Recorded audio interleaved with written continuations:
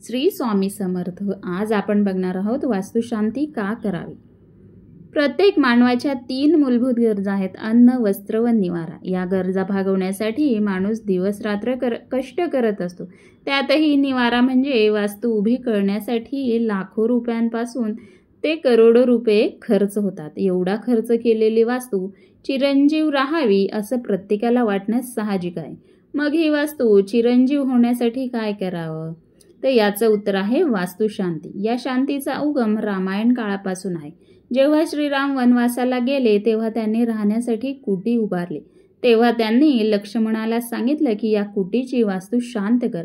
तेव्हा लक्ष्मणाने बाजूच्या नगरामधून ऋषी मुनींना आणून वास्तू शांत केली व नंतरच श्रीराम त्या कुटीत राहायला गेले.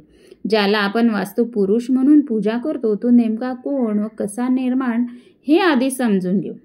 एकदा महादेव व अंधकासूर यांच्यात युद्ध चालू असताना महादेवांचे 2 घर्मबिंदू जमिनीवर पडले. त्यातून एक महानायक मानव तयार झाला. त्याला जन्मताच भयानक भूक लागली. त्याने अंधकासुरासह त्याची सर्व सेना खाऊन टाकली, तरी त्याची भूक भागेना. तेव्हा त्याने भक्ष म्हणून महादेवावर चाल केली. तेव्हा सर्व म्हणजेच 45 देवता यांनी मिळून त्याला पालथा पाडला व सर्व देव त्याच्या शरीरावर बसले. त्यानंतर त्याने महादेवाची स्तुती केली. यावर महादेवांनी त्याला वर दिला की तुझ्या शरीरावर बसलेले सर्व देव तुझ्यात वास करतील व तू वास्तुपुरुष अथवा वास्तुदेवता म्हणून ओळखला जाशील. ज्यावेळी मानव नवीन घर, वाडे, मंदिर, नगर वसवेल त्यावेळी प्रथम तुझ्या पूजा करून तुला बलिपिंड देईल. तो खाऊन तू तुझी भूक भागव व त्या वास्तूमध्ये राहणाऱ्या लोकांची भरभराट कर. व जे लोक तुझी पूजा करणार नाही, तुला बलिपिंड देणार नाही, त्यांची वास्तू तू खाऊन टाक. अशा रीतीने वास्तुपुरुष पूजनाची सुरुवात झाली. तर आता बघूया वास्तुशांती का करायची. वास्तू तयार झाल्यावर त्यातील प्रत्येक अणुरेणूवर केलेली वैदिक प्रक्रिया म्हणजे वास्तुशांती.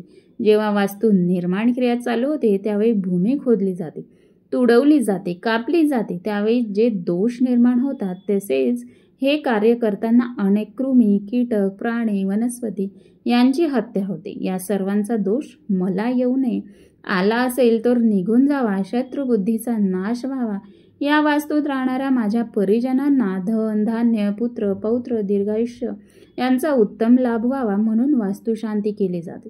वास्तुशांती केल्याने वातावरणाची शुद्धी होते व करणाऱ्याच्या मनाची व देहाची सुद्धा शुद्धी होते. म्हणून तुम्हा सर्वांना विनंती आहे की वास्तू निर्माण झाल्यावर इंटेरियरसाठी व अन्य कारणांनी जी काही तोडफोड करायची असेल ती वास्तुशांतीच्या अगोदर करून घ्या.